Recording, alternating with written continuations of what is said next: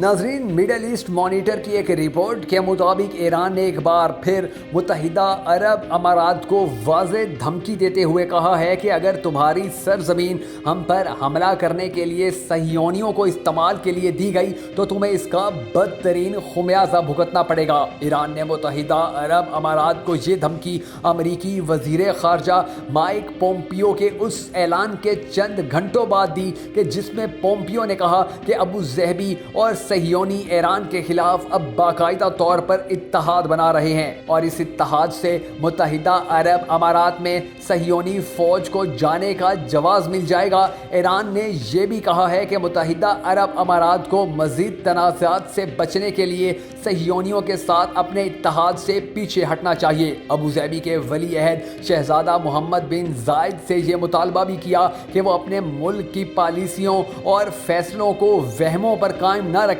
اور یہ ایک حقیقت بھی ہے کہ متحدہ عرب امارات کو بھارت اور امریکہ نے ہمیشہ اسی بات سے ڈرا کر رکھا کہ اگر ایران سے پابندیاں ہٹ گئیں تو وہ سب سے پہلے سعودی عرب اور متحدہ عرب امارات کو ہی ختم کرنے کے لیے میدان میں اترے گا۔ حالانکہ امریکہ و بھارت وہی ممالک ہیں کہ جنہوں نے ہمیشہ مسلم امہ میں تفریق ڈالنے اور نقصان پہنچانے کی کوشش کی، اور اب بھی ان کی یہی خواہش ہے کہ ایران، UAE اور دوسرے اہم ممالک کے درمیان ایسے حالات پیدا کیے جائیں کہ ان کا امن تباہ اور ایک دوسرے کو برداشت کرنا ناممکن ہو جائے۔ اگر ہم تاریخ پر نظر ڈالیں تو بھی ہمیں واضح طور پر یہ نظر آتا ہے کہ جس اسلامی ملک نے بھی بھارت و امریکہ کے آگے کھڑے ہونے کی کوشش کی اسے تباہ و برباد کر دیا گیا، جس کی مثالیں افغانستان، عراق اور شام کی صورت ہمارے سامنے موجود ہیں۔ UAE، ایران، پاکستان، چین اور اسی طرح کے دوسرے ممالک کے مضبوط ہونے کا مطلب